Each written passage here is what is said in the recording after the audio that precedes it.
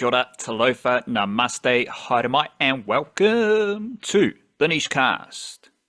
We're from theniche-cage.com, where you can find all sorts of Aotearoa sporting bits and pieces, as well as our weekly Niche Cast podcast, where we just go deep into Aotearoa sporting matters. It's who we are, it's what we do, no bullkaka, just Aotearoa sporting excellence and shenanigans.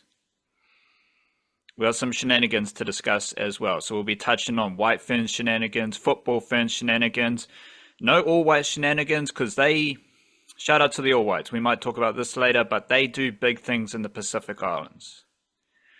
Like, respect to rugby league, but the all whites as part of the Oceania Football Confederation, they do the biggest things for the Pacific Islands.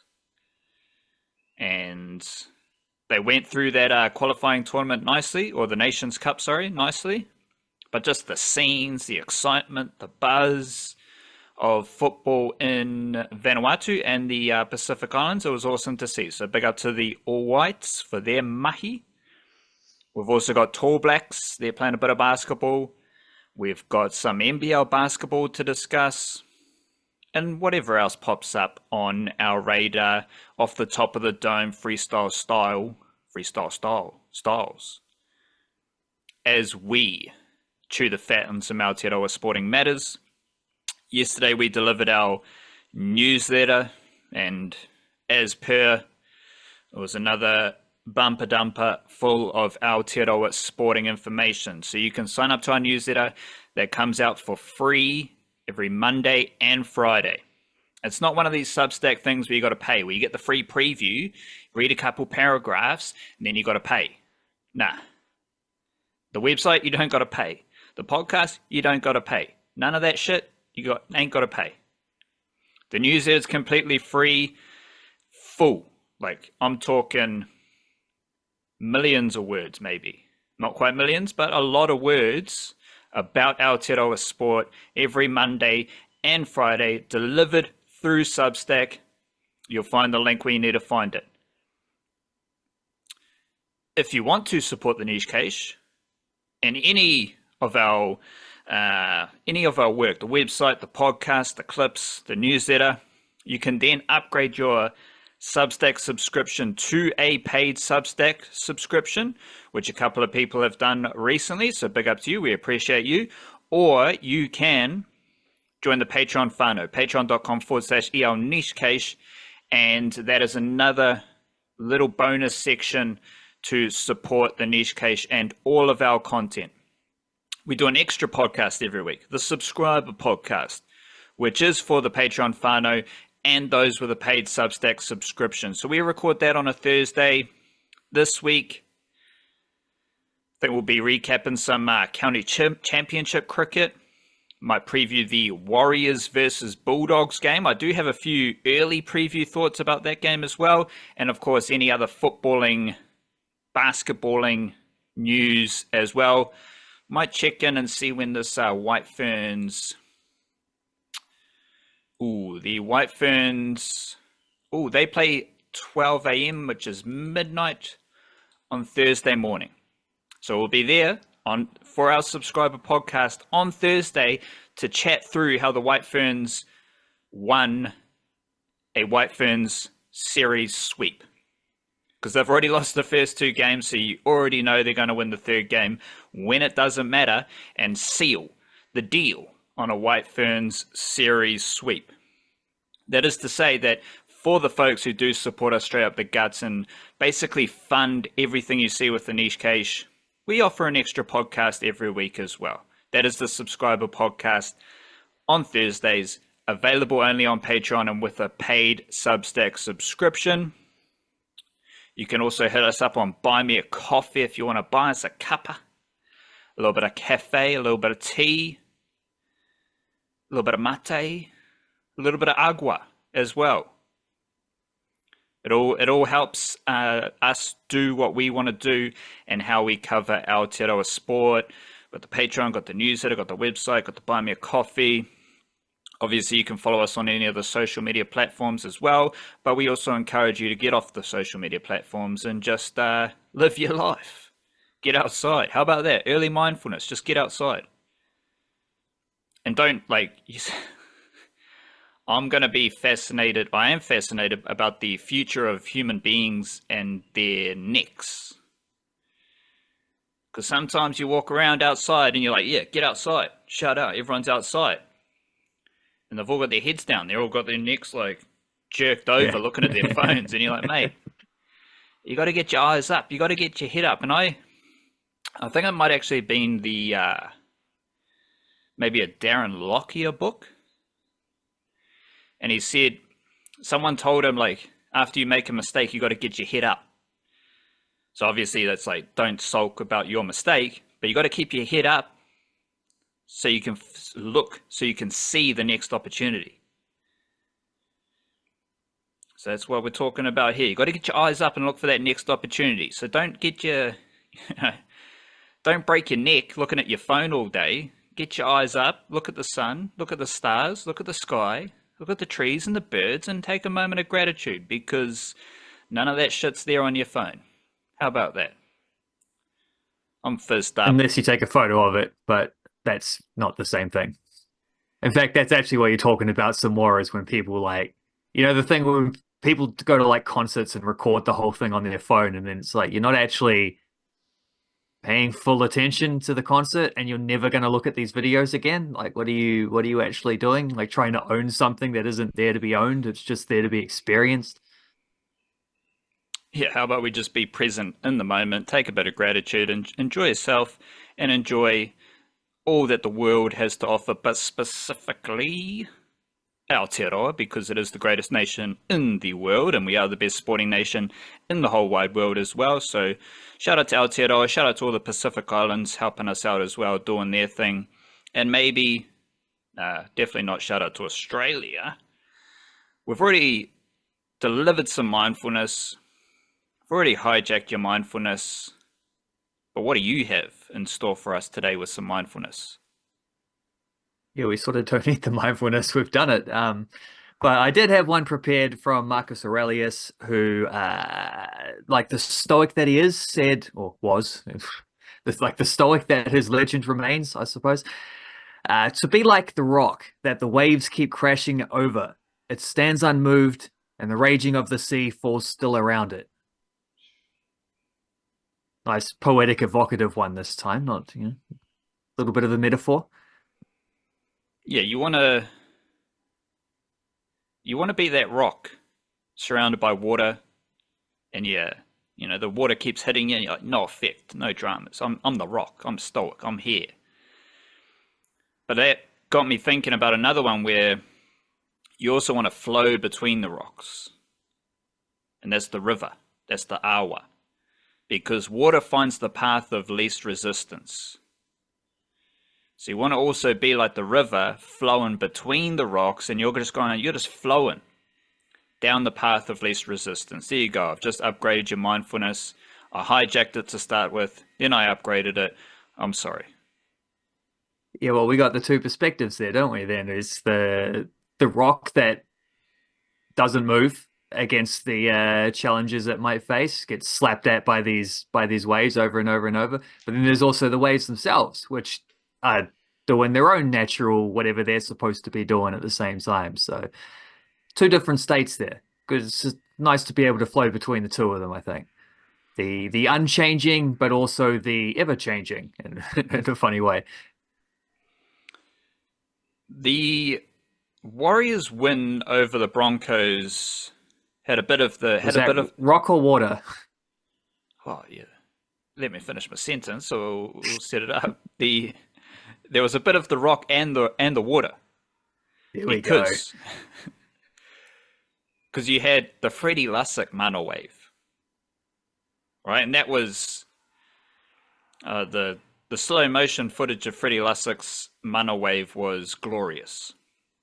I would say though, it wasn't quite as glorious as the gif that I made of Te Maire Martin running past the flamethrower thingy at the start of the game when the Warriors are running out, and he puts his hand in the fire.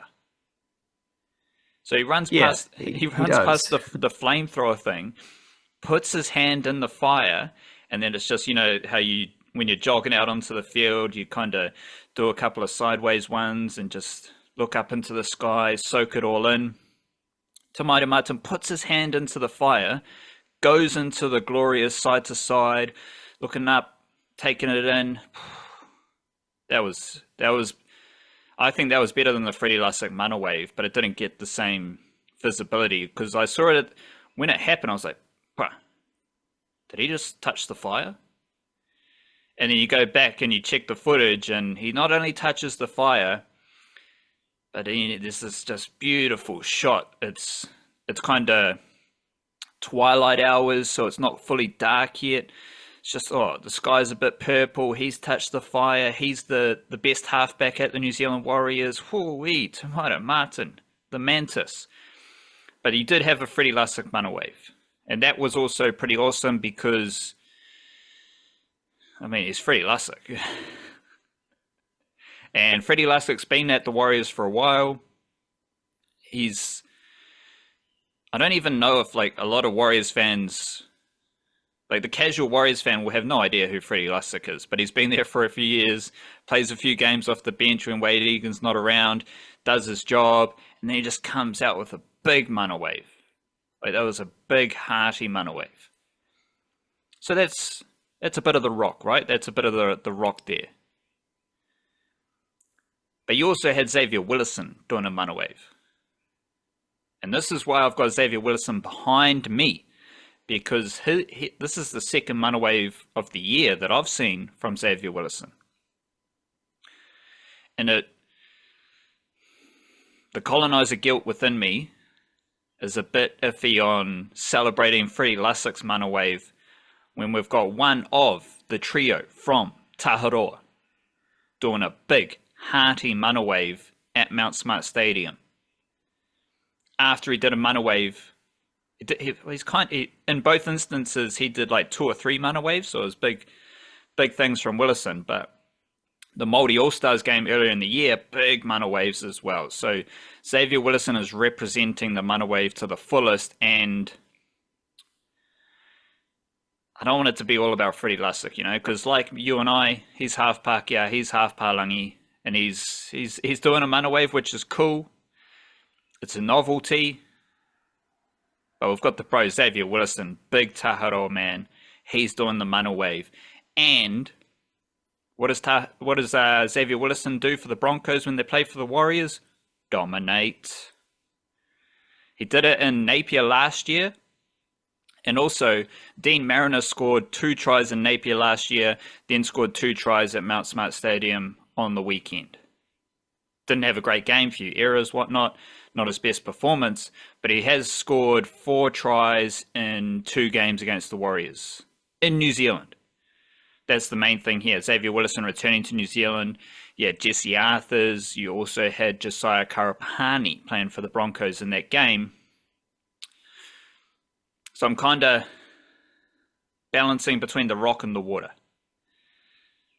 Like the Freddie Lussick mana wave was a good gimmick. Got everyone fired up. It's cool to see a half Pākehā, half Pālangi do the mana wave with such vigor, with such mana. But we can't overlook Xavier Willison and his consistency with the mana wave, which I believe, like, we can amplify the mana wave a wee bit. The mana wave should take over Aotearoa. It should take over everything to do with Aotearoa. The mana wave, I think it can be our thing, our modern thing. Just give it a big mana wave, and I think we can all play our part in elevating the mana wave as a cultural, not a cultural because it's respect to the Māori culture, but just as a Aotearoa thingy-majig, you know? Well, I think getting front and center at a Warriors game is probably this day and age the number one thing you can do to get a trend to catch on. Like that's if you're sitting there in the marketing department trying to figure out how can we make this thing happen, well, if we can get one of the Warriors to do it, particularly in a win over a team like the Broncos at Mount Smart, sellout stadium as always, that's probably a pretty good start. I found it quite funny on the thing because I had to this is another half Pakeha, half Palangi thing, but I had to learn what a mana wave was, which it turned out I kind of knew. I just didn't know it had a name. I didn't realize there was a name for it. But I was watching the game with my brother and he said that he's like, "What have you never driven?" I was like, "What do they keep talking about the mana wave? Like, what is this?" And he's like, "What have you never driven through a roadworks before?" And I said, "Man, I live in Whangarei. I drive through roadworks every day. That's not a rarity." But yeah, it turns out it's not some like 30, 40-year-old thing that I should have necessarily known. It's just a dude from the West Coast who does them on his TikTok. But um, I think well, the other funny thing, Adam Blair kept going on about it. Adam Blair was so buzzed on it on the commentary. He was like, "It's a mana wave! It's a mana wave! He's done the mana wave!" And clearly, I think it must have been Glenn Lamouret was the main commentator. Obviously, had no idea what he was talking about. Like he was just dodging the conversation. It was very funny, but yeah, I mean, if it's taken off at Mount Smart Stadium, it's taken off over the country. So I think that is a tipping point for the mana wave. Respect to the road workers, respect to the specific road workers slash plural, singular, plural, who started it. But it's gone beyond roadworks. Like you don't. It's got. I am aware of the association with roadworks and the stop go. Like it's just a beautiful thing. But this has gone beyond that. This is about two humans sharing a moment of respect. Like give it the mana wave, let them know that you love them, that you respect them, and you are sharing mana with that person. Which I think is the most powerful thing we can do as human beings here on Earth, specifically in Aotearoa. So I appreciate your honesty there, but I'd also say it's gone well beyond roadworks. By now, yeah, definitely. Yeah. It probably already had, but once you've hit Mount Smart, that is now the defining version, right? Like at the moment, probably Freddie Lussick, but I think you're right. We need to balance that with a bit of Xavier Willison as well. But that's now the defining example of the Mana Wave is the scene at Mount Smart Stadium. And we think about it, Willison, Taharoa trio. Where's Taharoa? West Coast. Yeah. West Waikato. Like they are from Mana Wave territory, apparently. So shout out to them. What you were saying there though, about like if you're trying to, really spread the Mana Wave vibration further, what would you do? Well, in this current day and age, you pay an influencer to do it at the Warriors game and pick it up, Don't need to pay anyone because Xavier Willison's doing it for free, Freddie Lussick's doing it for free, so it's all good. But there was a for a game when the Warriors had just been smoked 66-6. They'd lost 2 games in a row. They'd lost the previous game against the Storm at Mount Smart Stadium. Then they go to the Gold Coast, kind of a home game, but it's an away game. Biggest crowd for the Titans this season. Thank you. But you get rolled. And then you come back to Mount Smart, and there was a buzz for that game. And what you're saying, like, we know that the biggest ticket in New Zealand sport is a Warriors game at Mount Smart. But I was not surprised. I became aware of it, if I'm getting into my mindful bag here. I became aware that this was the buzz of this environment at Mount Smart outweighed the game, because the game was a team that was just rolled 66-6 coming back against the Broncos team that has plenty of Aotearoa flavor in it, but it's also a weakened team due to state of origin. Like, there's nothing. You can't say the team that just lost 66-6 should be demanding a massive crowd when they come back to Mount Smart. Like that doesn't really link up. But not only did you have the mana wave situations,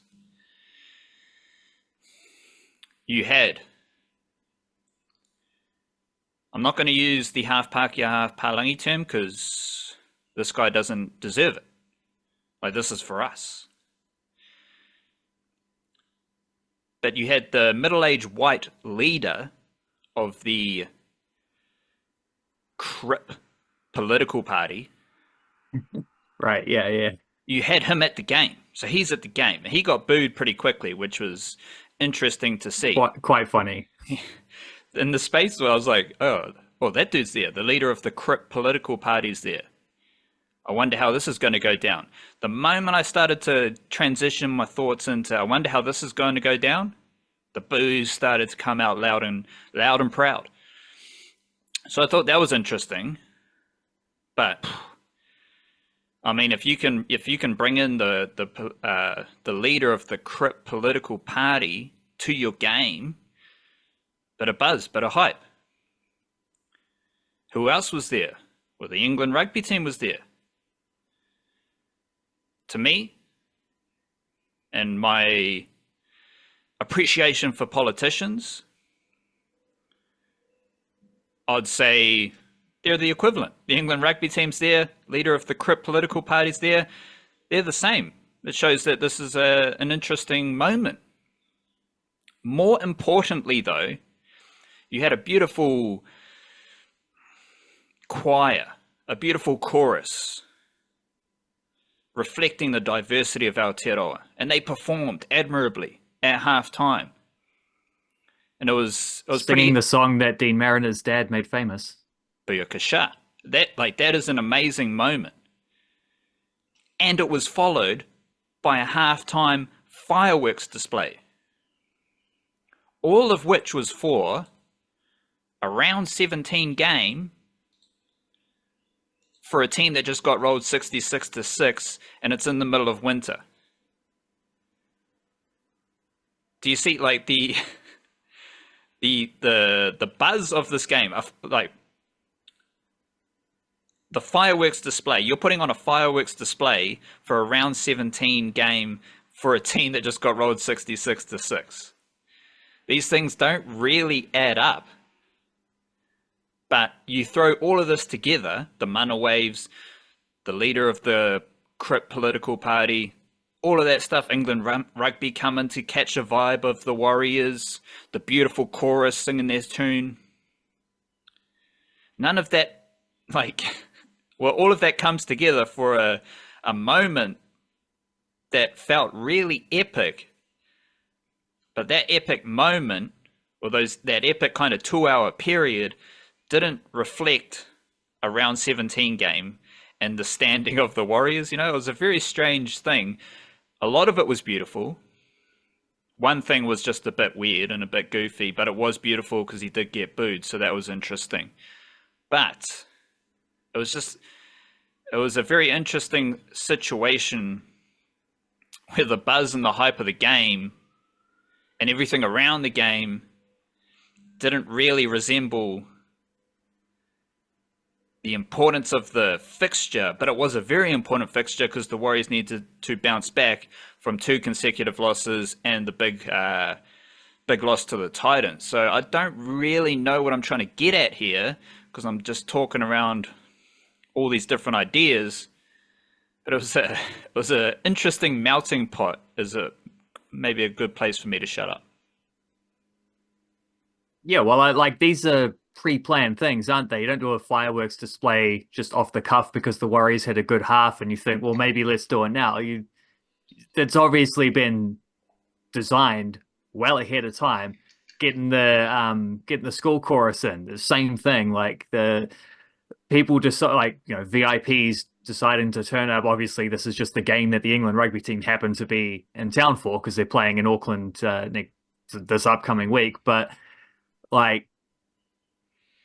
the stops were being pulled out, and that could easily have been there. Well, first of all, they don't do that every week because when they're doing the halftime stuff, they actually stopped and showed it on the coverage, which meant that the the panel of experts had to shut up for a little bit, which was an interesting change. And in a week where they actually might have wanted to talk a little bit about how the Warriors were playing too, unlike last week, or well, last week was away, wasn't it? But still, How many experts do we have for this game? I can't remember. I think there, well, I think there were two I different think sideline people. there might have been. I know the halftime, or was it halftime or pre-time? I remember because I think Kirsty Stanway was subbing in as the sort of lead because Laura McGoldrick's been doing a lot of that, but she was over at the T20 World Cup, um, and then Honey Hitomi does both Super Rugby and Warriors expert analysis, which is pretty crazy when you think about it. So I remember thinking it was like Adam Blair stuck on a Super Rugby panel, but like reminding me of the Super Rugby final last week, which is the only game of Super Rugby I watched all year. So shout outs to me. I just happened to be in a household where it was on. Well, it was a couple of weeks ago, so you're obviously not fully tuned in. Yeah, well, yeah, 2 weeks ago. So it shows how well it's stuck in my head. No, it wasn't. It was straight after the Warriors Titans game, I think. So whatever, it doesn't matter. We don't talk about that generally. So, but I do remember thinking that it was like Adam Blair with a couple of like walked onto the rugby panels. I think there was like 3 of them. But anyway, like there was someone on the sidelines as well, and they have Anthony Jellings now doing. Is it Jelling or Gelling? I can't. However you say it. He's like popped up doing TAB promos before. It seems like TAB has gone a little bit. They got that bloody ad that's on all the time during all the sports now, and it seems like they've changed their marketing approach to be a lot more like what you see in Australia and especially bits of America and definitely a lot in England where it's integrated within the coverage stuff now. They got new ownership. There's a lot going on there, so they've kind of rebranded fully. That'll be why. Sorry, just to interrupt. Yeah, so a lot of broadcasters anyway, but yeah. Yeah, too much broadcasting chat, but I'll continue it because I reckon, like we've already said, Francis Mackay, Katie Martin, best cricket commentary. And I reckon if you go Francis Mackay, Katie Martin, Mark Richardson, I'm happy. I'm happy with that as a cricket commentary team. I don't know what the rugby league equivalent is, but my number one starter is Honey Hitomi. And the fact that Honey Hitomi is just dominating rugby union and rugby league coverage when, I mean, there's not many blokes who want to do it, and there's not many blokes who can do it. Honey Hitomi is just leading the way for the footy, not football, but the rugby league coverage in Aotearoa. And I mean, if Katie Martin or Francis Mackay can pick up a bit of the rugby league, I don't know, but because I don't really want, Laura McGoldrick or the other ladies there, but the Courtney Tidy does pretty well. I just want more Honey Hitomi. And like when I'm watching a lot of cricket over the summer, I'm just like, I just want more Francis Mackay, more Katie Martin. And at the moment, I just want more Honey Hitomi.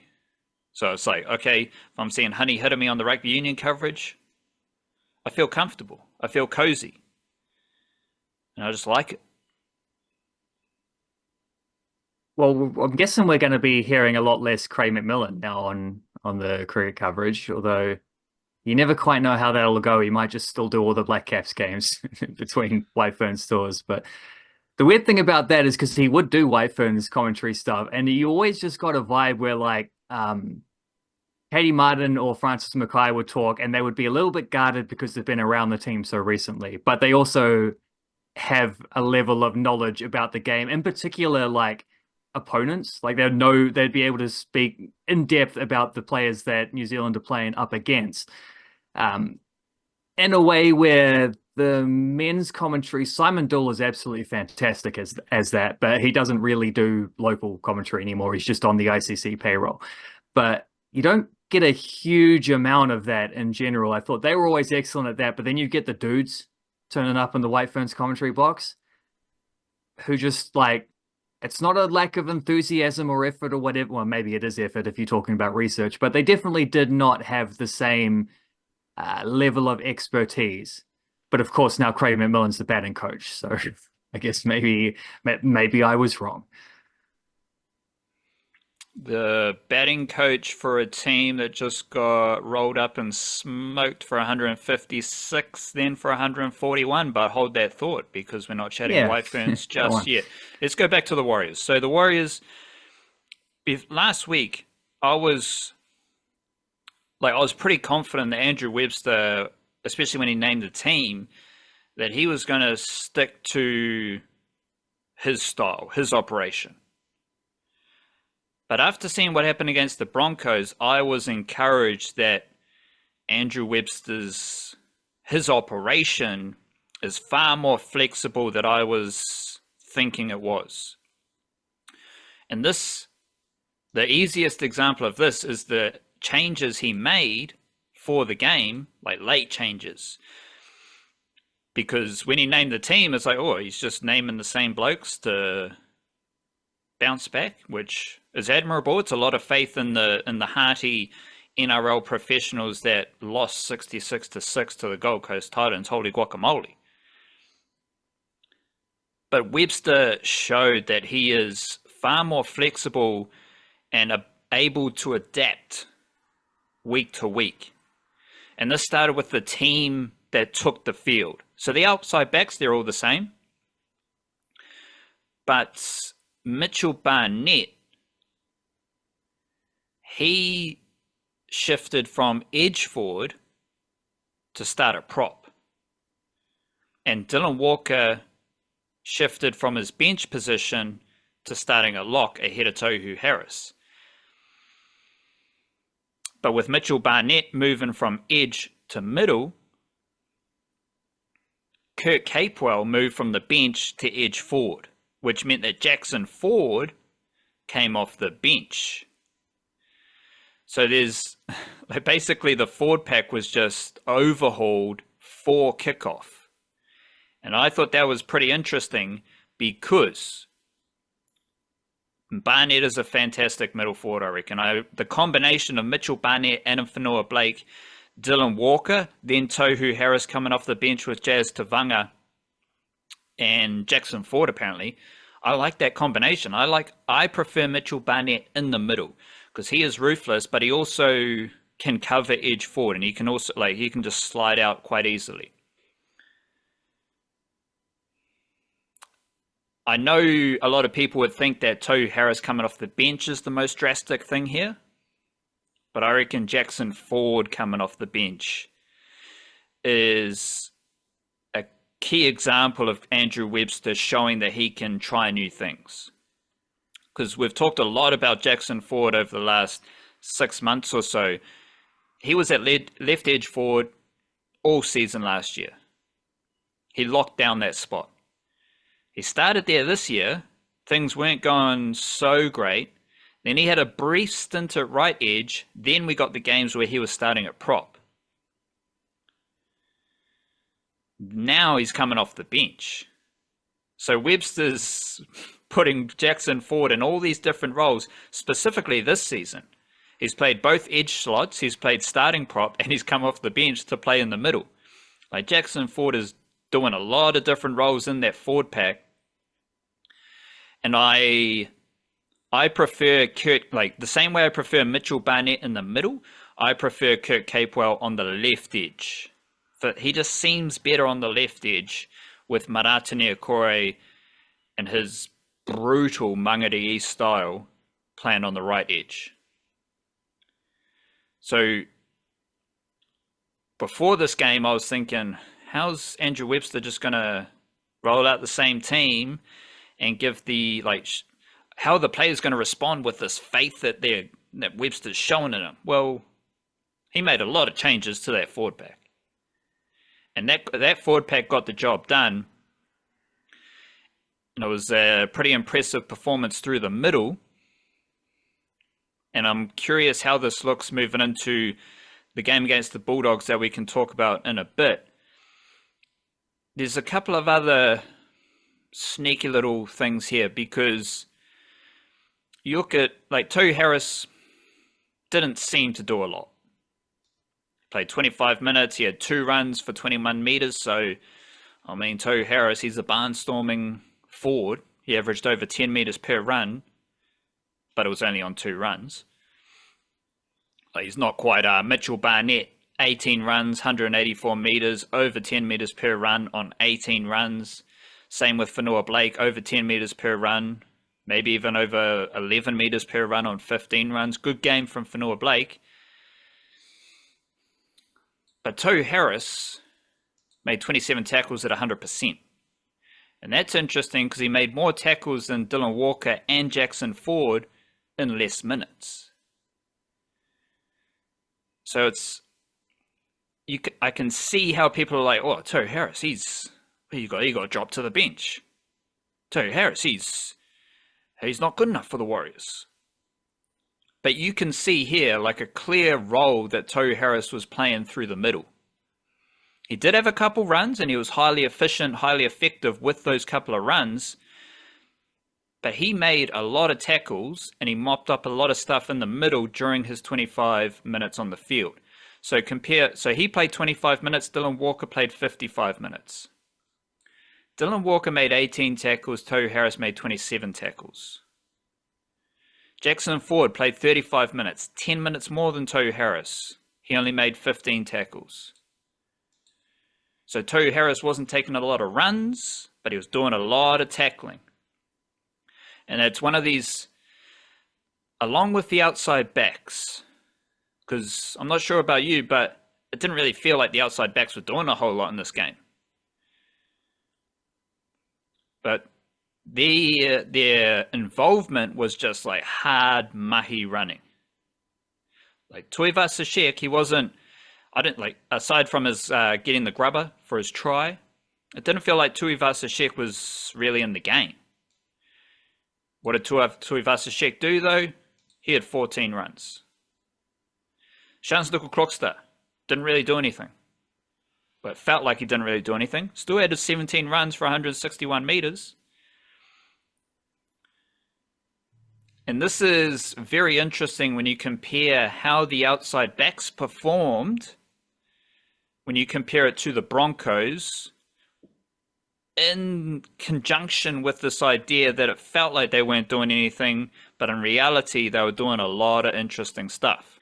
There is a pretty noticeable difference between the Broncos and Warriors outside back mahi. Now, the Warriors I think they had 55% possession. So they had the majority of the footy.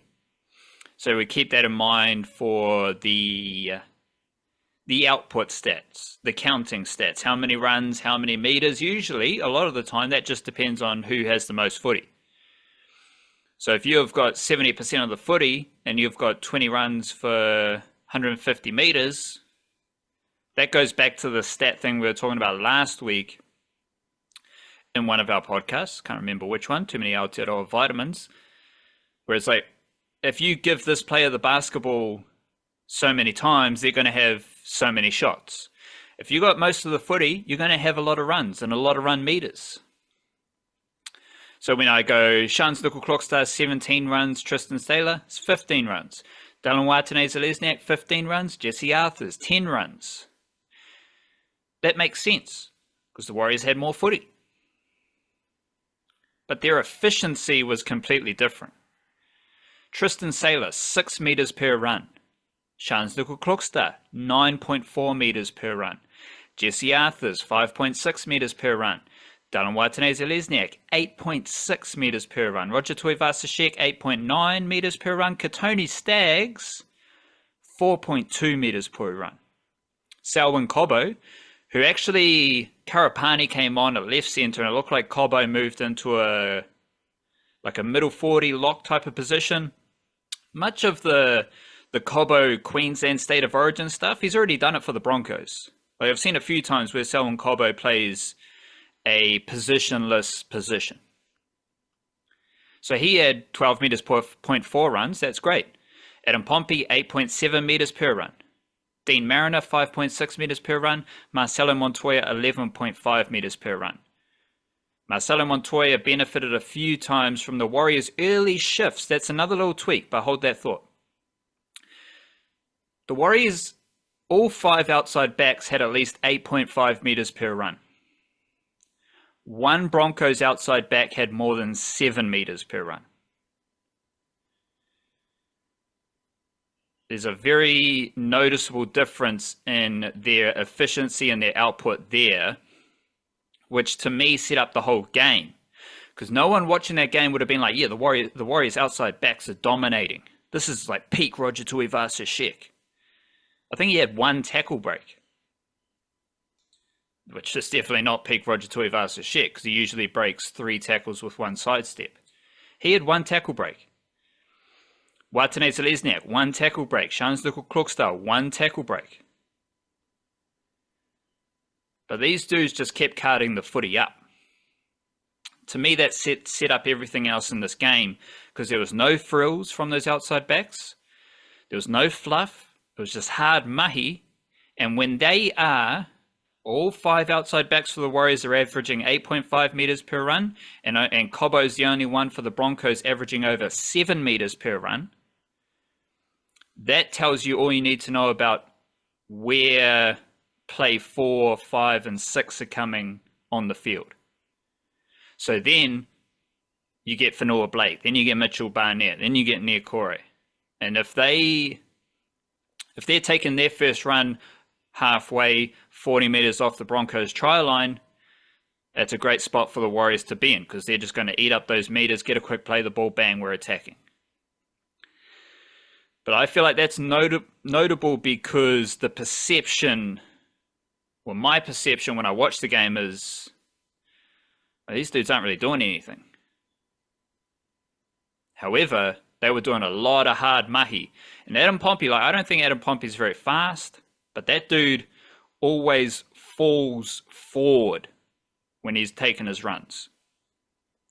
And he's a big dude. And he's like, I think he bumped off one of the Broncos at one point. It might have been Willison. He gave him a little boom. It wasn't a big bump off, but he always seems to fall forward. And another tweak with Webster, suddenly the Warriors are shifting the ball early in the set. Once there was a quick shift to the wing where Kurt Capewell was on the wing. Other times they shifted to the wingers. But haven't really seen that too much from the Warriors before. And it made me think, like, if your wingers can pass the ball, which isn't a guarantee, a lot of wingers can't pass the ball. But if your outside backs can link up, bang, you get to the sideline quickly, you make meters. And Marcelo Montoya is not fast either. So anytime they shifted to him, he's not gassing down the field for a line break or a try. But he just ate up the meters. And it was like a meter-eating play as opposed to a try-scoring play, which if you've got a fast winger, it might be a try-scoring play. But with Marcelo Montoya, he just carted the ball up because the Warriors had shifted the ball to him early in the set. It was a very solid performance from those outside backs. To me, it laid the foundations for everything else that we saw from the Warriors. And one of those other things we saw from the Warriors was the all-round skills of Chanel Harris-Tavita. And this is why I reckon he's a number 6. And I'm not going to mention he who shall not be named. But if Tamaita Martin's doing the stuff he's doing, and then you have Harris-Tavita, who is doing half the kicking with his left boot, is doing a lot of the territory kicking with his left boot, who is also putting in big shots, who's also running the footy when he needs to, passing the footy when he needs to. Like, Harris-Tavita is just a natural all-round footy player. And the intuition, the instincts, the physicality, it's all there. And he should just be... I don't think there should be any doubts about his role. And we kind of... Do you remember maybe the start of this year was like Tamaita Martin versus Luke Metcalf for the number 6? I don't think either of them is a better number 6 than Harris-Tavita. I think Harris-Tavita is the best pure number 6 in the Warriors squad. because he's going to put a shot on in defense, because he just picks up the loose ball, because he's the only one with a left-footed kicking game as well, and he's a very dynamic runner. And one of the tries he scored, where Tomato Martin put in the grubber and it bounced off a Bronco. The moment it bounced off a Bronco, Harris Tavita wasn't even in the frame. But he's the dude who gets there to score the try. That's his instincts and effort. That's what makes him such a good number 6. That's the one where he like the Broncos dude looks like he's about to ground it, and he comes just sliding in, reaching out with his hand and gets a fingertip on it beforehand, which, yeah, like that is an instinct play. That's an effort play, that kind of thing. It's not a skill play. It's not it's like, something that's set up by as a set play, I guess. It's just seeing an opportunity and going for it. And it was the kind of thing that was probably lacking from them a lot in that, well, obviously in the Titans game, but in quite a few of these ones where they've been, up and down, which is weird when you get this kind of fluctuation between them. But there are certain players that seem to just, like, yeah, he might be the best number 6 in the Warriors. It might also just be that he's playing with a sense of urgency that others haven't. I don't know, but you just gotta take the evidence that's given to you. The evidence is that the Warriors have been a better team with a guy like Chanel Harris-Tavita out there, and when Tomato Martin's pulling a lot of strings, that's been the case. And I think one dude who I didn't necessarily expect to see this, but it doesn't surprise me too much, considering he's some of the games that he's missed through injury. But I noticed in the newsletter he had an update on some of the winning percentages of players when they played, and Marata Niokore was like 2/3 of the games he's played in have been wins. I think it's 67% or something like that. And you mentioned earlier about how he has I can't remember what the word you used, like a brutality or something like that about how he plays. And I'm thinking, like, you get a little bit of that from Mitch Barnett, definitely, but there's not a lot else of that in the Warriors. And if you're thinking about a Warriors team where when they were sort of stuttering through defeats, not in the way that they did against the Titans, but in the way that they were doing prior to the Panthers win, a lot of it was it felt like going through the motions in a way where if you just had one wrecking ball of a forward, maybe that would put a crack in the opposition's defensive line and just open things up to where the same performance from other dudes is going to look so much better because you've got a bit of punch in there. And Niokore is it doesn't feel like he's played amazingly when he's been there, because he actually has done some, he's made a few errors and he's given away penalties and stuff like this, but he's just a dude you have to know where he is in your periphery, because he can put a shot on with the ball in his hands or put a shot on in a tackle. And yeah, he's brutal, and it doesn't surprise me to see that the Warriors apparently are just a considerably better team when he is around, when he is there to put that kind of just that power into their forward pack. Manase Niokore's winning percentage this year, as you said, all of this is from the newsletter yesterday, 67%. Now, I don't have every single player, but I chose 5 players yesterday for the newsletter. Marata Niokore, 67%. Chanel Harris-Tavita, 60%. Mitchell Barnett, 47%. Tomato Martin, 42%. Sean Johnson, 25%.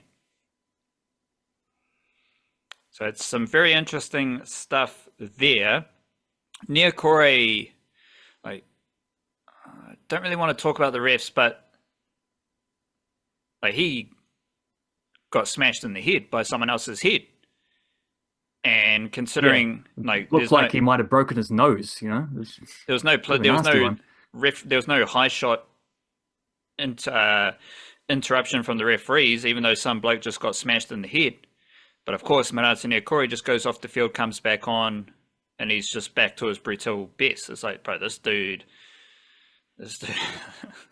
Marata Niokore is crazy. He's awesome. He's fantastic. And that's an interesting wrinkle to go into the New South Wales Cup team, because there was that situation. Corey Horsburgh got a bit psycho. And again, the refereeing around that situation didn't leave a lot, wasn't really aligned with like player welfare. So you've got these referees, like there was a high shot on Wade Egan a few weeks ago that was like the referee basically told him to get up and harden up.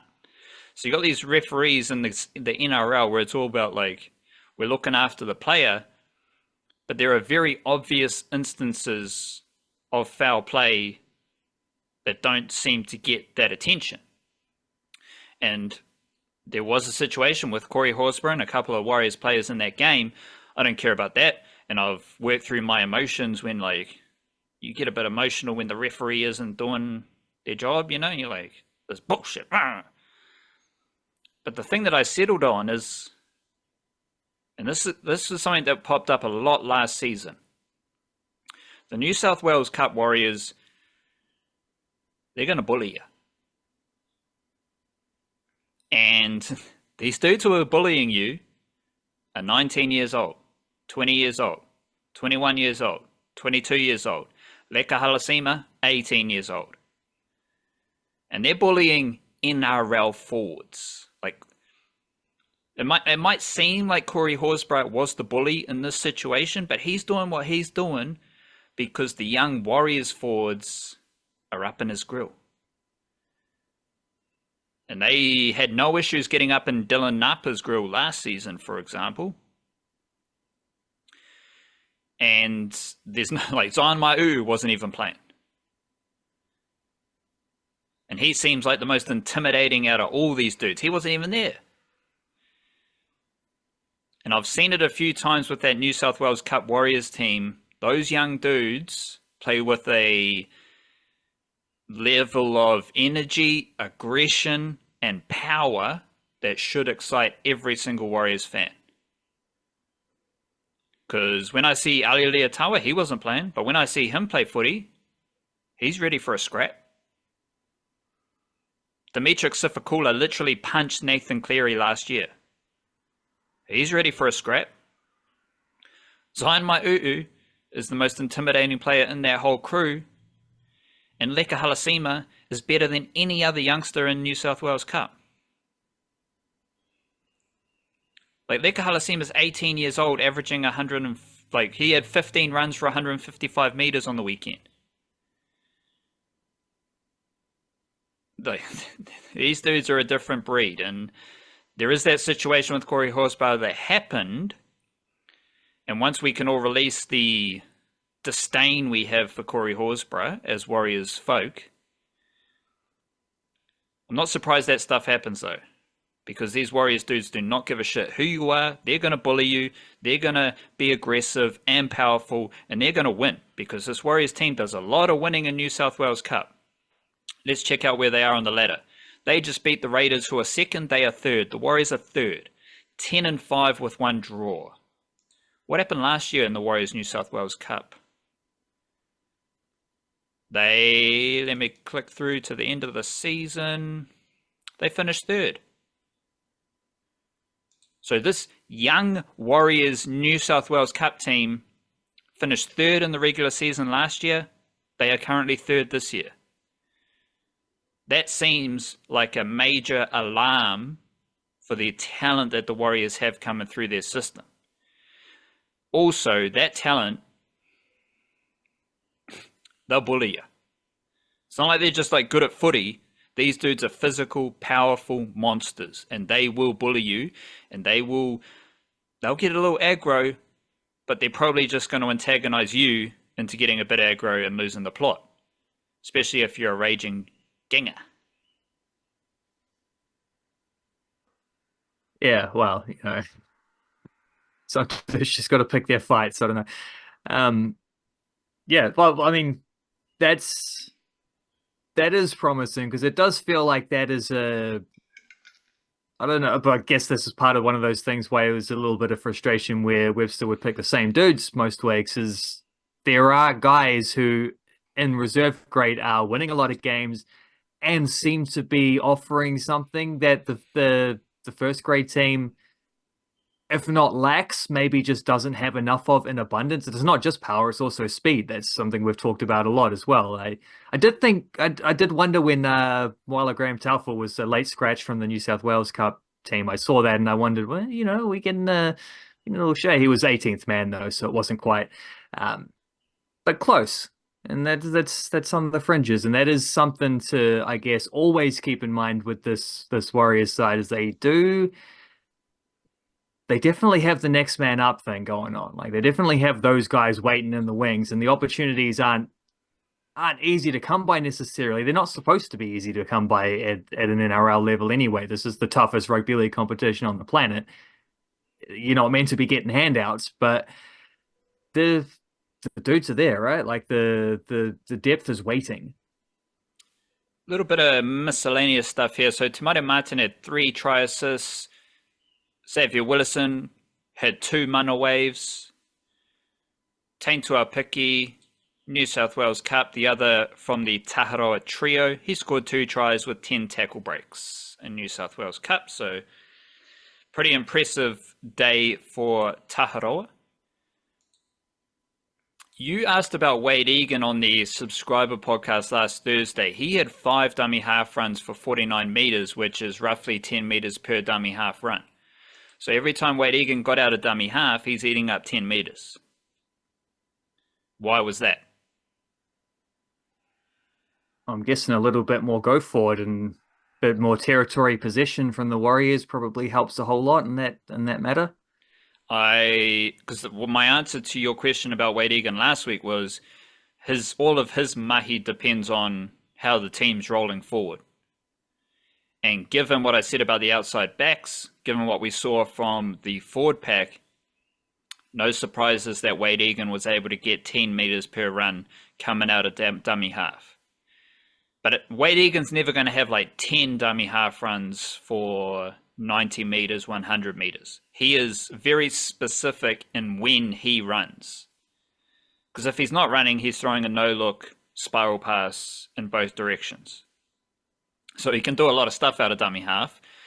But 5 runs, 50 meters, that's kind of the benchmark for Wade Egan. And the benchmark that tells you that the Warriors are rolling downfield pretty nicely. The Dragons had a good win. Any other rugby league thoughts you want to throw out there? No, probably not. What's going on with the Eels to have dipped to last place? I know they sacked their coach a little while ago. Is that something that's having a bit of a negative effect? Because they do have a few Kiwi dudes there, don't they? Although you have mentioned a few times this year how the Eels, the Parramatta development boost that used to be the case, does not seem to be the case anymore there for these Kiwi prospects. Well, once you fire your coach and you hire an interim coach, you're not going to keep winning. You're not going to start winning. No. Like you're basically cancelling the season at that point, aren't you? Yeah. Well, the only difference is you got the Rabbitohs who have an interim coach in Ben Hornby, but they've already got their coach sorted for next season, which is Wayne Bennett, and Wayne Bennett's kind of coaching 2 teams at once. The Eels don't know who their coach is going to be next season, and all the players seem to love Brad Arthur. So my summary there is that the Eels are just a shambles, and I don't know, like this just one of those unfortunate spots where you got a lot of Kiwi NRL talent that is part of a shambolic organization. So stay tuned. But I did want to talk about the Bulldogs game, the upcoming Warriors versus Bulldogs game. And this is very interesting because what was I saying last year? Andrew Webster's better than Cameron Ciraldo. The Warriors are better than the Bulldogs. The Warriors had a couple easy mahi wins against the Bulldogs last year.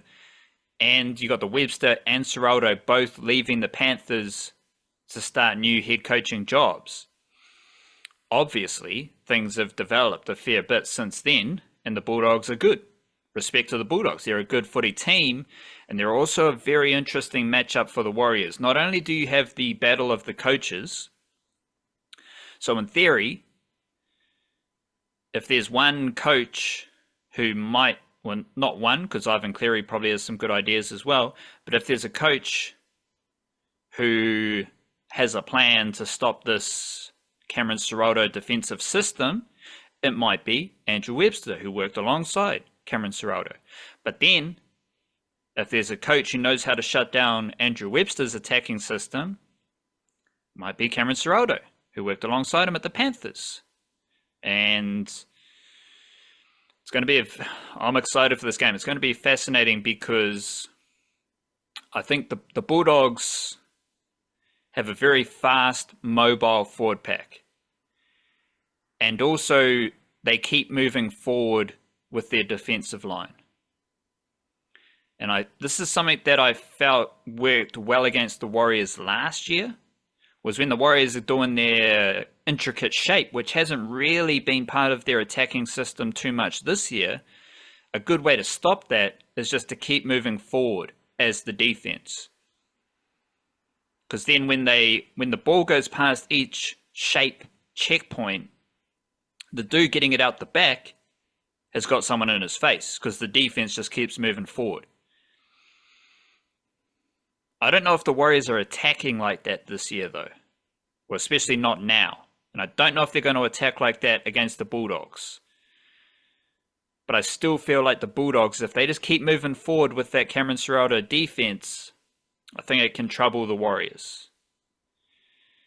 But the Bulldogs have a smaller forward pack, so how are they going to stop Fanua Blake, Mitchell Barnett? To sum up the Bulldogs forward pack, it's a lot of Jackson forwards. Like, it's just a forward pack full of Jackson forwards, and obviously there's that Josh Curran connection, so it's a forward pack of Josh Currans, you know? Like, it's working well for them, and I think it will work well for them against the Warriors, especially because the Bulldogs, they've also got speed. They've got a few quick blokes in their team. So this is it's not just a really important game for the Warriors and the Bulldogs in the context of the season, because the Bulldogs are 5th, 8-7. Warriors are 13th, 7-8. The Bulldogs have had 2 byes. The Warriors have only had 1 bye. Bulldogs are 3-1 in their last 4 games. Warriors are 2-2. So it's a really important game in the context of the season, but also really interesting with how these two teams play, the coaching connections, and everything that's going on there as well. And some of that top 8 stuff at this part of, like, we're basically 2/3 through the season now. So that stuff's all very, like, you don't get a lot more second chances from this point onwards. And the Bulldogs somehow are sitting 5th, but they're sitting 5th on 20 points, and the Dragons are sitting 8th, also on 20 points.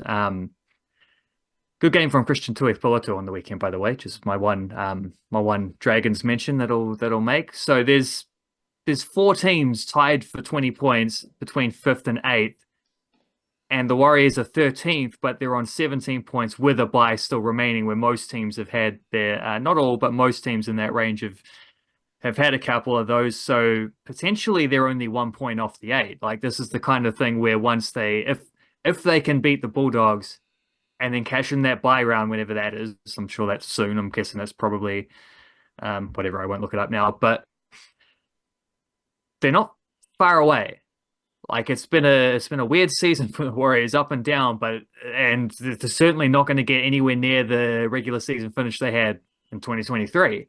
But of course they're not. Like, we know that we've lived the journey of this season. We know they're not that same level of consistency, but they can still sneak into the 8. Like, that's a very, very wide open competition. Well, yeah, competition there between, I would maybe even say, South Sydney on 16 points. That's only 2 wins out. They're potentially still in the race as well. I don't think we'll put the Titans, Eels, or Tigers. Actually, I see the Eels are off last now. Their points difference has been improved by the Tigers getting smashed, so they're snuck up back ahead of them.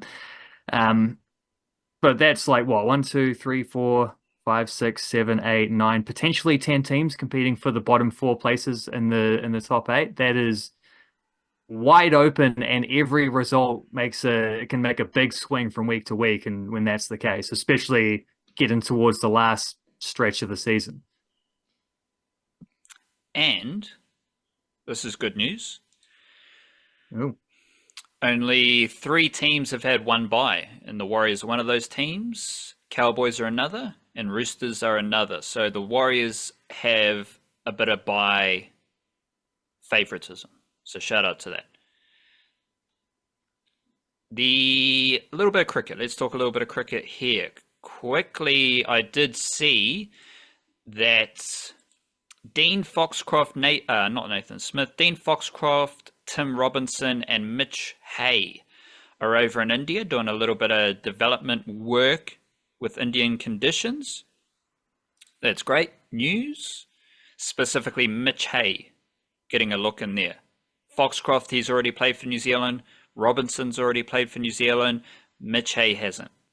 But we've talked a lot about Mitch Hay and his talent coming out of Canterbury as a wicketkeeper, and that is now reflected in him being part of this little development tour of India.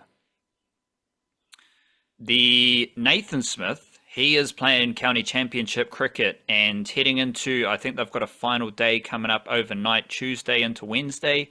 But Nathan Smith took 4 wickets at 3.1 RPO in the first innings, and he currently has 4 wickets at 3.2 RPO in the second innings. So just a casual 8-wicket performance from Nathan Smith, which is what he usually does. It's what he did in the Plunkett Shield last summer. It's what he's doing in county championship cricket this year as well. He's got an opportunity. He's got an opportunity for 1 more wicket, unless they declare. So hopefully he can get another wicket and get a fifer. But we'll see how that goes for Nathan Smith. Which brings us to the only thing that I reckon is more dramatic than the football Ferns right now.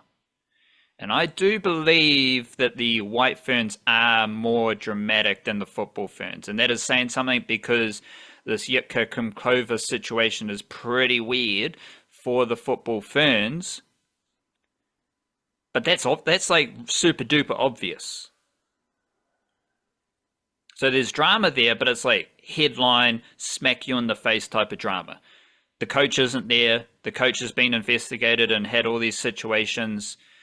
The specifics aren't clear, but it's pretty obvious that something is happening there.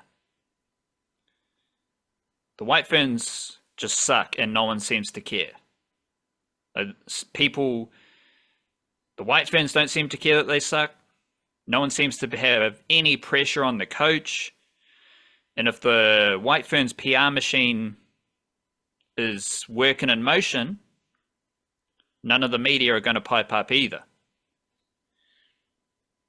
On the back of last summer, which they lost 3 out of 4 series in New Zealand, they have now lost the first two ODIs of their tour of England, which means they've lost the series already, but they got a chance for a White Ferns sweep. First ODI, they score 156. They're all out for 156. England score 157 for 1. Second ODI. Just closed the window by accident. Second ODI, the White Ferns are all out for 141. England score 142 for 2. Like, these victories aren't just losses. These are hidings. England are, if I was a drill rapper, I'd say England are rolling them up and smoking them. They're rolling up that White Ferns pack. They're smoking on the White Ferns pack, because they are absolutely destroying the White Ferns in these first 2 games. And I didn't really know if things could get worse for the White Ferns heading to England. But they have, because these margins of victory are disgusting. New Zealand have scored at 4.6 and 3.3 RPO. England have scored at 7.3 and 5.7 RPO. At least 2 runs per over faster from England. The White Ferns have taken a total of 3 wickets. One of them was a run out. which leaves Brooke Halliday as the only wicket taker for the White Ferns. She's also the leading run scorer, and we talked about it in the subscriber pod last week that Brooke Halliday does love playing against England, but the fact that she is the only bowler to take a wicket is diabolical. Because that means that Hannah Rose, Sophie Devine, Molly Penfold, Fran Jonas, Amelia Kerr, Jess Kerr don't have any wickets, and Jess Kerr's the only other bowler. Brooke Halliday, she's bowled 5.2 overs, 2 wickets at 5.2 RPO. Jess Kerr has bowled 10.3 overs, no wickets, 5.7 RPO. All the other bowlers who are meant to be the best bowlers from New Zealand, Amelia Kerr, Fran Jonas, Molly Penfold, Sophie Devine, Hannah Rowe, they're all over 6 RPO. Fran Jonas, no wickets at 8.1 RPO, which means Fran Jonas this year is averaging 73. She's played all 5 ODIs against England this year. And she's got 2 wickets and an average of 73. Like, this stuff is diabolical for the White Ferns. They're not just losing. They are getting rolled up and smoked. Who's scoring runs? Well, Brooke Halliday's got a few runs. Amelia Kerr at a score of 43. Izzy Gaze, she's gone back down to not scoring runs. She scored a few runs in the series in New Zealand, 12 runs and an average of 6. Susie Bates, 21 runs, average of 10. Sophie Devine is averaging 20. Maddie Green, 16. Georgia Plymouth, 16. You know what else, though? Because we had Lauren Down coming back into the team. First and foremost, she got straight back in selection status despite not doing anything to warrant that. She doesn't play the first game, even though she was only selected for the ODI series. In the second game, she batted 7, which is only the second time in ODI cricket that she has batted 7. But she's batted, I think it was over 4 times in first, second, fourth, and fifth. She is a top order batter who wasn't good enough to play the first game and was then selected to bat 7 after the White Ferns told us that she was so good that she got selected despite not playing any cricket. So the White Ferns told us that Lauren Down is so good, she didn't need to play any cricket to be selected. Then they told us she wasn't good enough to be in the first 11 for a team that scored 150 runs. Now they're telling us that she's not good enough to bat in the top 5, even though that's basically the only spot she should bat. Like, this stuff is genuinely crazy, and I would prefer that shit hits the fan for the White Ferns as opposed to just crawling along this level of mediocrity, because that's the only way that Ben Sawyer is going to be under pressure, right? Like, I don't know, this stuff is just yucky.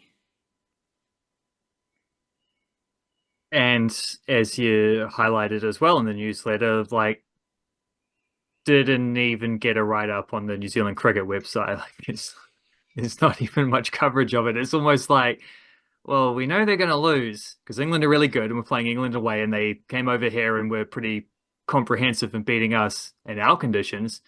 It's probably only going to get worse in their conditions.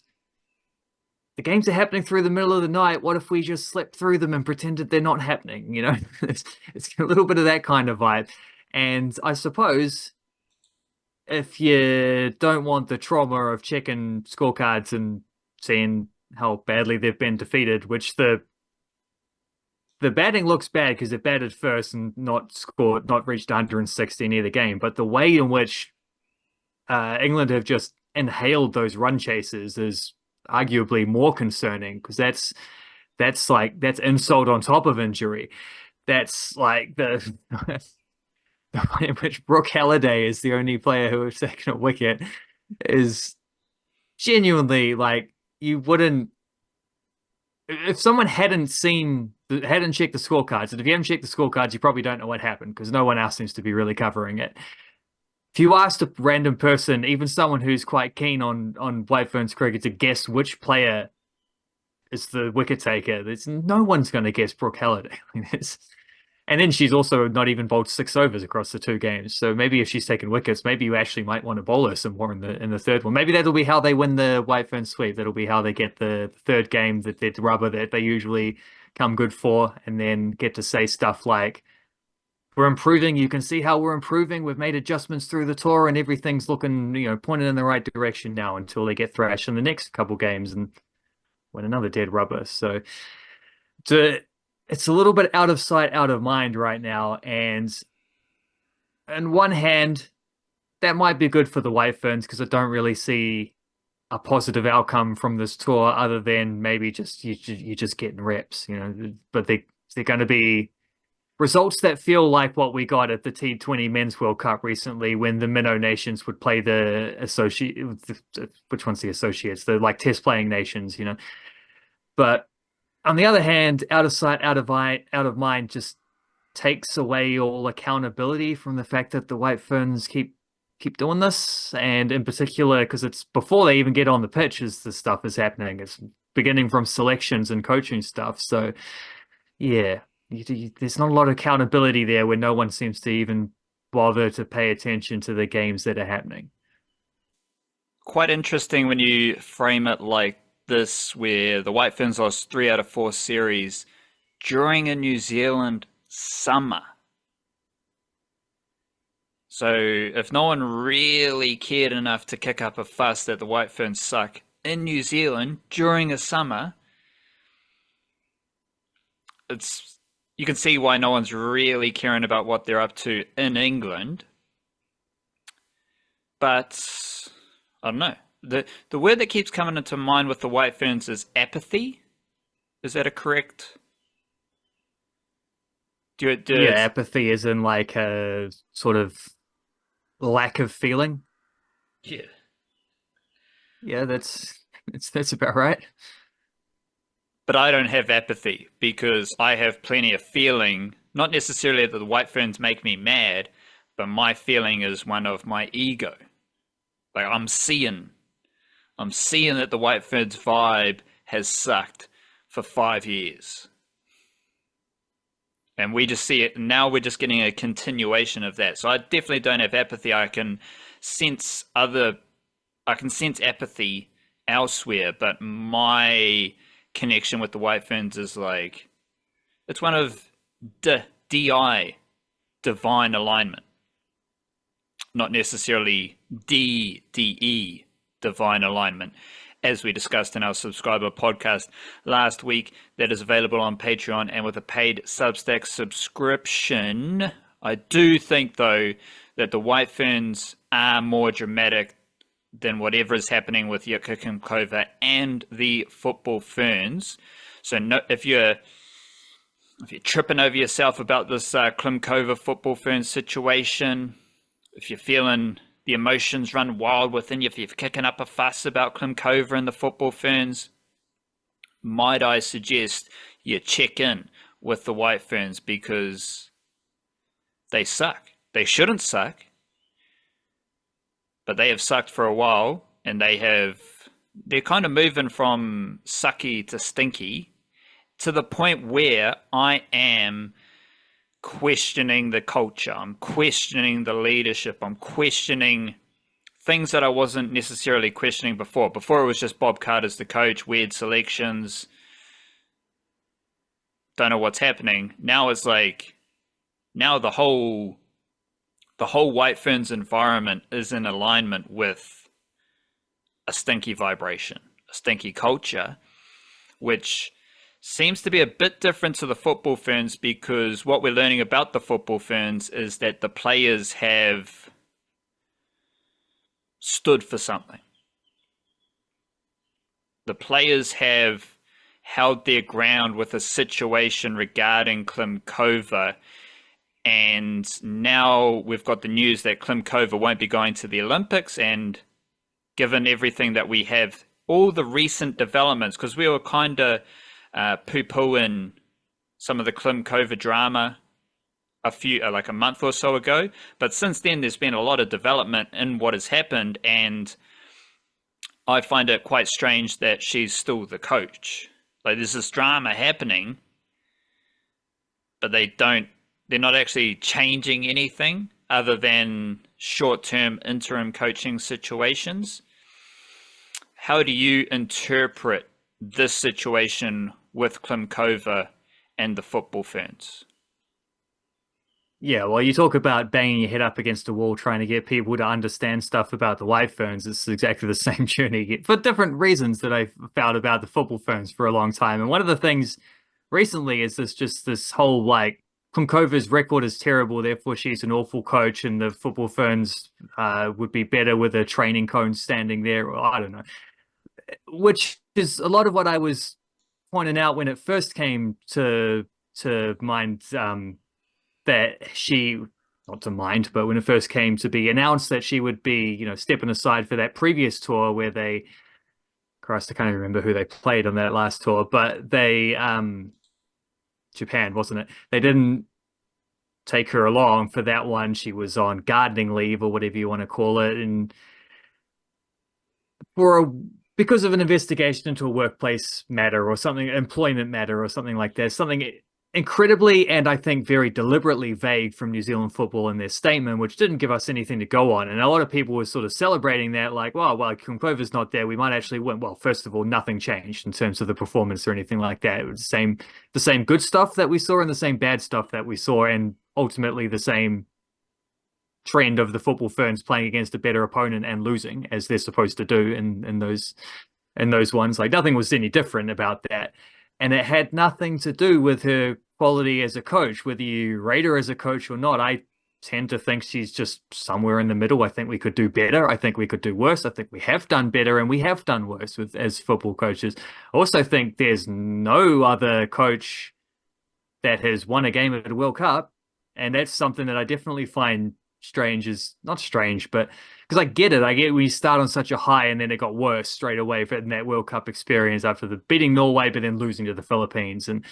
But that was the best ever performance by the football Ferns at a World Cup. And just because it wasn't great, because they didn't make the thing, doesn't mean it wasn't still good. And so this idea that was some kind of shambles of a World Cup, the White Ferns was a shambles of a World Cup. They didn't get out of pool play when they hosted. The football Ferns didn't get out of pool play either, but they're also not supposed to, because the White Ferns were hoping to be like a semi-finalist team. The football Ferns were hoping to win a game for the first time ever, and they did that. It was an improvement, but it wasn't amazing. So I've had to what I'm saying is I've had to try and separate this these assumptions about Klimkova with what the actual facts that we're being given about the situation are, and there's none from New Zealand football. But shout out to News Hub in the week that they die a slow death. Apparently they're not going to exist after this week. It's the last week, and they managed to sneak in some journalism by just under the radar there, where they were the only ones I saw that's actually reported something, in which case saying that there was some kind of incident. Like, there was an incident, she's lost the dressing room, this is what is going on, which kind of backs up what I was reading between the lines from the second statement, where, because she got cleared of the incident, they brought her back, and then 20 days later, they're like, nah, actually, she's not gone. And they're like, well, it was presented as New Zealand football in conjunction with Klimkova have sort of decided it's maybe not the best time to return, and we need to go through these restorative processes or whatever a little bit better, and we're gonna grease the wheels a little bit before we just chuck her straight back in there, which is all very nice corporate talk. But reading between the lines, what I got from that is, well, if you don't think it's time for her to come back, why did you say she was coming back 20 days ago, right? What I get between the lines there is the players didn't want her back, and they, like you said, they stood for something. And she's got 3 more years on her contract, whatever. They probably shouldn't have given a 2 World Cup cycle to a unproven coach. She's done all right. She's not done amazingly. I think it's exaggerated how bad she is. Forget about any of that, though. The fact is, the simple answer was the simple perspective to keep in mind from what News Hub reported anyway, is that she's lost the dressing room. When have you ever known a coach to lose the dressing room and then come back and be successful? Like, it's done. It's at that point, it's over. Your restorative processes aren't doing anything unless she drops the entire team and brings them back. I guess you could maybe, come to think of it, Spain did win the World Cup after their coach lost the dressing room. That was a very weird, complicated situation, helped by the fact that Spain had more depth in women's football than any other country on the planet, and actually didn't have a lot of their best players and still won the World Cup. And others came back because they thought they could win the World Cup and played in spite of the coach. So there's your one exception to the rule. Don't think that's going to fly in Aotearoa. I don't think that's a situation where our first 11 doesn't have enough depth to fill out a first 11 against certain opponents. We're not going to be able to do that by dropping all the players who don't want Klimkova. So ultimately, your coach has lost the dressing room. We don't know why. We don't know what the incident was. We don't know how it happened. We just know that is generally speaking, in sporting terms, that is an untenable situation. You don't come back from that. But New Zealand football seems to be wanting to make her come back from that, probably because it's cheaper to hire independent mediators to come in and try to build some bridges than it is to just fire her and pay her out. But it's like, as much as I will defend the record in context and say it's not as bad as people suggest, that doesn't mean it's good. Like, it's pretty obvious the football Ferns don't score enough goals and they don't win very many games. She's not a good enough coach to be fighting for, I don't understand. Like you said there, I don't understand, why does she still have a job if she's lost the changing room like this? And the players have not only kicked up a fuss and been like, blah, blah, blah, something's happened and we don't agree with this moving forward. They did an investigation. They brought it back. And the players still said, I don't know about that one. Like, what are you trying to prove by not having already fired her? Like, this is a little bit of a madness at this stage. Doesn't help that it's been so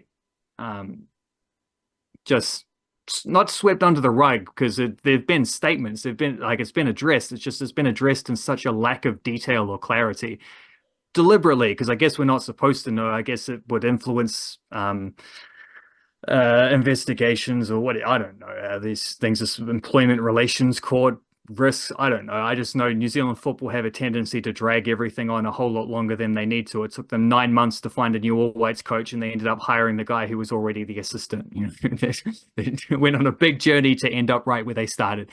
So I don't expect I hope for, but I don't expect a quick solution for this. But the football Ferns aren't going to be any better or worse off, and I can't help but feeling, in the end, that this, the Women's World Cup, I wrote about this at the time, the Women's World Cup, the Men's World Cup, both of them, no one's ever won the World Cup as a coach without being at least a citizen of that country. I think Jill Ellis won a couple with the American women's team, where she's English but had lived in America for like 20, 30 years before she got that job, was a long-time citizen of America. That's the closest thing you have to a foreign manager winning a World Cup. Obviously, we're not trying to win World Cups, but I just kind of think if you're a national team coach, you should probably be from that nation. And it's not to say there aren't exceptions. Like Darren Paisley's a citizen of New Zealand and he's the All Whites coach. I think you can do better than Darren Paisley, but I also think you can do worse than Darren Paisley. So, but it's just like, there's a couple of, there's an under-17s wave starting up again for the blokes. And I think Martin Bullock's still the coach for them, and he's English, moved over. It's just there's a lot of this in New Zealand football in particular, where we're still hiring foreign managers to come in and tell us how to play football when we have more talent than ever before, and it's a matter of just utilizing it. You don't even have to be the development guy at that stage. It's, I don't know, there's some cultural stuff that I think we need to get over and just back New Zealanders to know how to play football. And But in general, I'd also just think national team coaches 80% of the time or more should just be from the nation that they're coaching. And it's just the smoothest way to have good communication and good working relationships and all this kind of stuff. Because I would not be surprised, again, we don't know, but would not be surprised if that's part of the factor with Clover as well, is that she's just from a different coaching environment. Even though she did work in New Zealand football a little bit before, I I get the feeling that there could easily have been like cultural clashes and some of that kind of stuff. And yeah, bottom line is she doesn't need to have this job anymore if the players don't want her there. This is not the hill to die on for New Zealand football. It's just fine, move on and get rid of just get rid of the instability, the Parramatta Eels situation of not knowing where you are moving forward, and set yourself up with some stability. That's all. It's not that difficult to do. You just got to bite the bullet. But unfortunately, that tends to be a slow process with New Zealand football. Eels did like their coach, though. Football fans didn't like the coach. So That's true. Yeah, there was that difference. So who are we rallying behind now for the Football Ferns Olympic coach? It'll be Michael Main, who's one of the assistants. He's, I think, from the Waikato region. So, he is a harder Kiwi. So that's a nice little adjustment in terms of the stuff I've just been saying. With that in mind, I think we can just flush the dunny with Clem Cover, let that situation be, and we just need to focus on who's the coach for the next tournament and support the team on their journey into the Olympics. But we actually had New Zealand football playing football in Vanuatu, and the All Whites did win the OFC Nations Cup in front of a big crowd. Was that in Vanuatu? Against Vanuatu in Vanuatu? Yep, Port Vila in Vanuatu. And we've got the beautiful thing about Pacific Island football. We've got jam-packed crowd. We've got people sitting on the roofs. We've got drama about the training pitches and all sorts of stuff. The All Whites did win this game, and you've got a couple of stats here in the newsletter, such as Alex Rufer playing the most minutes, 360 minutes, followed by Costa Barbarouses and Finn Sermon. So a nice little Wellington Phoenix flavour there in the busiest All Whites. Ben Wayne, 4 goals. Elijah Just, 1 goal, 3 assists. Costa Barbarouses, 3 goals, 1 assist. Libby Kakache, 3 assists. The All Whites won. They were expected to win. So shout out to that. Shout out to them. What have you learned about the All Whites and any players or just how they're playing their football from this Nations Cup tournament? Well, I was hoping for a little bit more in terms of like breakout players, and this guy comes in and sets up a bunch of goals and is influential and really boosts their stocks kind of thing. I don't know we got a lot of that. Like there were players who played a lot more, but it's just because of the nature of having a bit of a second string squad. Like Ben Old played a lot, but it also kind of felt like Ben Old didn't play that well. And I don't even blame Ben Old for not playing that well, because I just think the pitches there were, and most of them I think were at the same ground. I don't know if the other group might have played at a different ground. I know Vanuatu's games were all at Freshwater Stadium, and New Zealand's games all seemed to be there as well, and the pitch wasn't good to start with, so it obviously wasn't very good 2 weeks later with a bunch of games that had been played on it. Thick grass and very bobbly surface. And if you're Ben Old, whose number one characteristic is being a dribbler, it's pretty hard to dribble on a bumpy surface. You just can't trust your touch. It's just not going to work.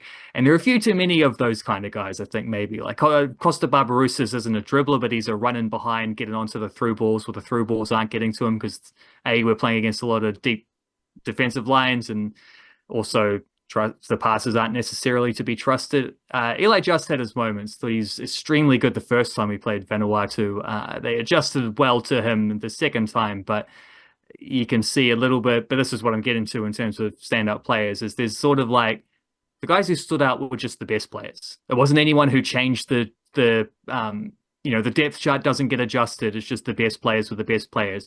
Eli Just was very good. Ben Wayne was pretty good. He was quiet in the final, but he was very good up until that point. It's hard to It's hard to say anything about the defense because they didn't have a lot of work to do. Max Crocombe kept three clean sheets. I think that's probably more clean sheets than he made saves in the whole tournament. Alex Paulson played the first game, also kept a clean sheet. We didn't concede a goal in 4 games.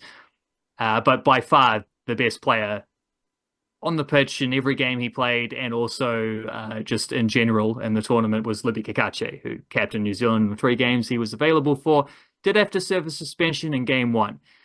That's because, don't you remember, he got that phantom red card against Tunisia last international window. It was like after the, or right at the full-time whistle or something like that. He got sent off for no particular reason, and they didn't bother to appeal it, or maybe the appeal was unsuccessful. I don't know, but he had to serve a suspension for that, even though no one knows exactly what he even did to be sent off. That was, yeah, good fun back then.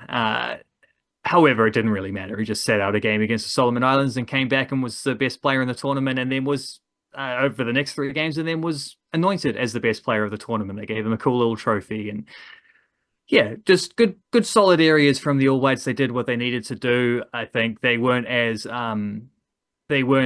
clinical or as efficient as a full strength team might have been. If Chris Wood was playing, you could probably double the goals scored because you'd have a target man to play to in the air and not have to worry about the bubble on the ground. But that doesn't matter. That's not the situation that we had going into it. We knew this was a backup squad, and they did their job. Some guys, I could say, took their opportunities, but I don't know how often Cam Howison and Alex Rufer will be needed to play for the All Whites.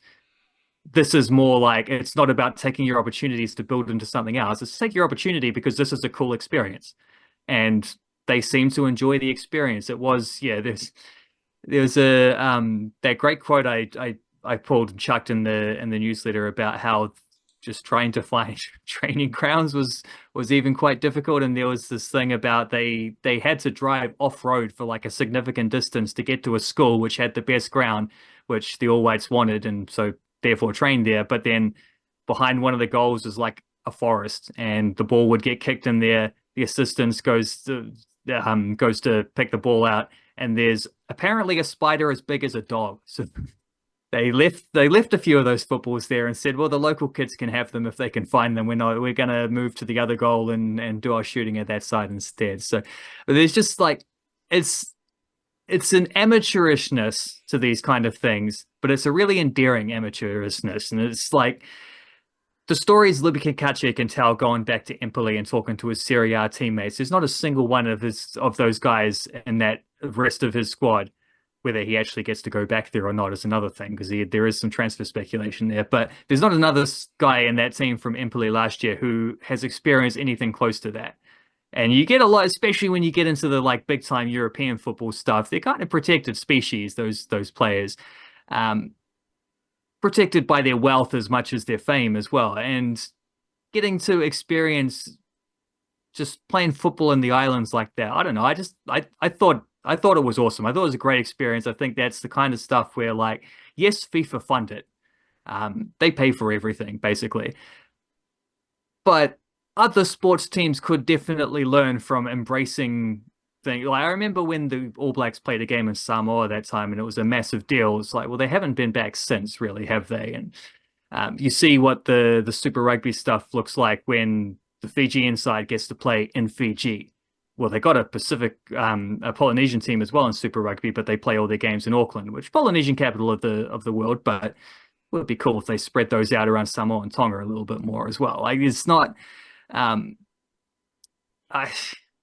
rugby league's gotten there a little bit in recent years with the international stuff, but there's just nothing quite the same as like a player from Serie A's team is getting attacked by giant spiders, and like there's no story that's equivalent to that if you're just going through the kind of going through the motions in the way that generally is what happened. I just think that stuff is awesome. It's a great experience, and I think those All Whites dudes, the perspective you gain from that. I mean, the crowd was a 6,500 seat stadium, but they added another 500 because they're like, kids under 12 can come in for free and they can stand around the banks and whatever, who cares. They had 10,000 people in there though for the semi-final and for the final, so I don't know where they all fit, but I don't think that even included the people standing on cars or sitting on the roof of neighboring properties around, which was, at least a couple other hundred. It was just an amazing atmosphere and that stuff. And I love it. It's great. I very much appreciate that New Zealand football gets to connect with the region in that way, because it's a bit of a rare thing in professional sports these days. I think it's the duty. Like, this is the duty I of New agree. Zealand, whether it's sporting or otherwise, is to embrace these situations. Two things that we need to touch on from this All White series before we get into a bit of basketball: the Auckland FC angle, and Ben Old's his impending move maybe to France, I believe. So, do you got any little nuggets about the Auckland FC players from this tournament, and any little insights there? Well, we are supposed to be getting apparently 5 new signings. They teased 4 of them, which happy to go on the record and say will be Callan Elliott, Dan Hall, Jake Brimmer, and who was the other one? Joey Chamness, Joey C, coming back to see if he still likes football enough to try. So he's good enough for one last opportunity at least, but he hasn't played a lot of football in the last few years. I don't know who the other guy is, but there is, my best guess, maybe it's going to be Hiroki Sakai, who is a Japanese international, actually went to the 2022 World Cup, I think, as recently as that with Japan. Full international fullback, so he's likely to be their first import player. I think those are going to be the 5. But yeah, the final, all 3 goals were scored by Auckland FC signings. He had Max Mata, Cam Howison, and Jesse Randall. So good day for them. Tommy Smith was out on the pitch towards the end, but he didn't manage to make it a 4 for a perfect 4 out of 4 record. But that is a nice little growing. I was going to say rivalry. I don't know if we're quite at that stage. I don't think you can have a rivalry unless you're actually playing games against each other. But the Wellington Phoenix and Auckland FC, it's nice to see the Wellington Phoenix not as dominating these kind of things, where they have a lot of the especially in age for age stuff, they tend to be a lot of Phoenix players in those squads, which is good from the Phoenix perspective. It's just I want as many pathways as possible. So I'm glad to see Auckland FC dudes having some success. That's good. That's good for the game in this country. Ben Old, pretty sure that's happening. I can see no reason to doubt why this Saint Etienne transfer is going to go ahead. I wrote about it a little bit a few weeks ago when it was first rumored. I wrote about it a little bit more in the newsletter on Friday, and then woke up on, I think, Sunday morning to an exclusive in the New Zealand Herald about how they've got sources in France that have confirmed that this transfer is probably going ahead. It's almost a done deal, blah, blah, blah. Saying absolutely nothing they hadn't already written in the email newsletter on Friday. Like, you talk to sources who are telling you that the things they've already written publicly, that they trust their information. Well, I've already read what they've written publicly, so we didn't need that. But good to see it reinforced, because I think that is a pretty significant move. Saint Etienne, to put it into context, they have won French titles before. They've sleeping giant in recent years. They actually got relegated recently. They've just been promoted back up to Ligue 1, to the top division in France, and they have new owners who are the same owners that own Toronto FC and the Canadian, and also Toronto, must be Blue Jays or something like. I think the MLB team, the baseball team, I think is something along those lines. They own a couple of Toronto sports franchises. They also own Saint Etienne.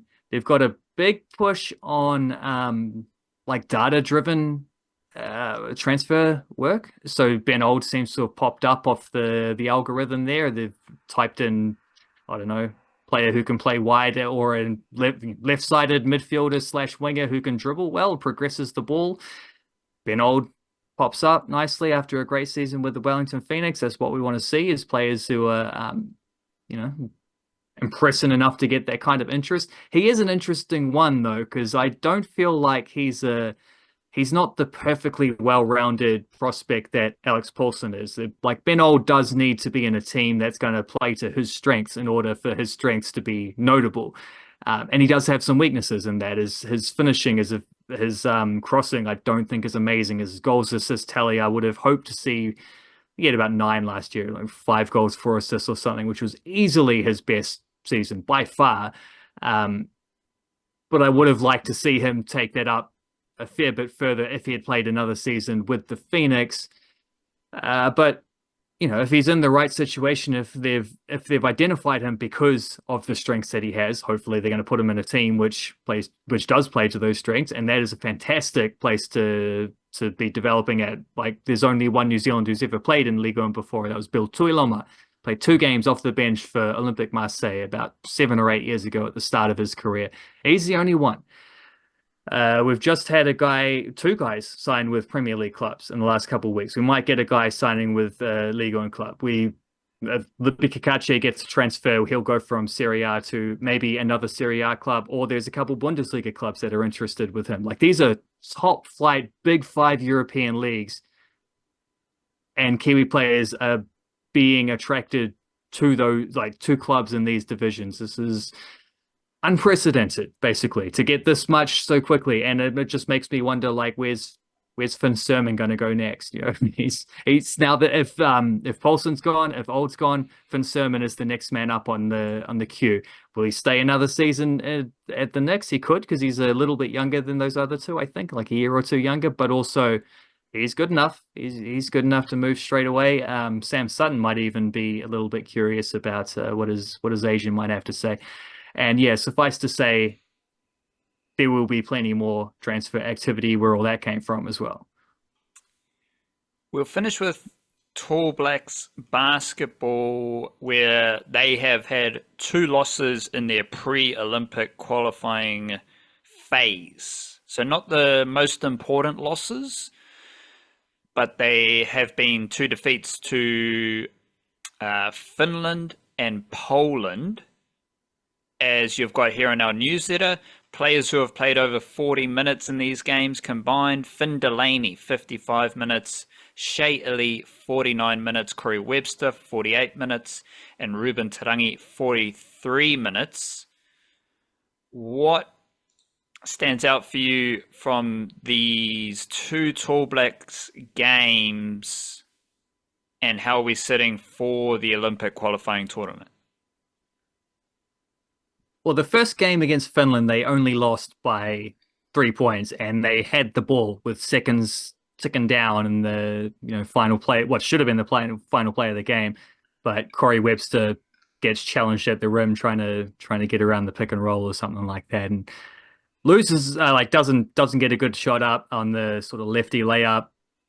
But Finland was getting ahead of myself. I was going to say Poland there, but yeah, Finland get the rebound, hurl it downfield, and then a dude who had shot like 0 of 8 from the field during the game just hits a turnaround 3-pointer with no time to react, and buzzer goes off while the ball's in midair before it even reaches the hoop.